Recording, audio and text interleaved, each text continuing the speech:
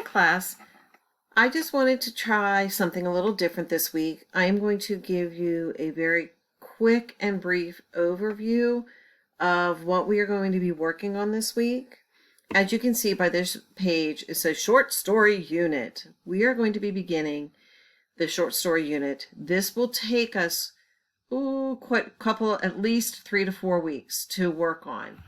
And it will require you doing some things on your own at home, but also some things here at school with me.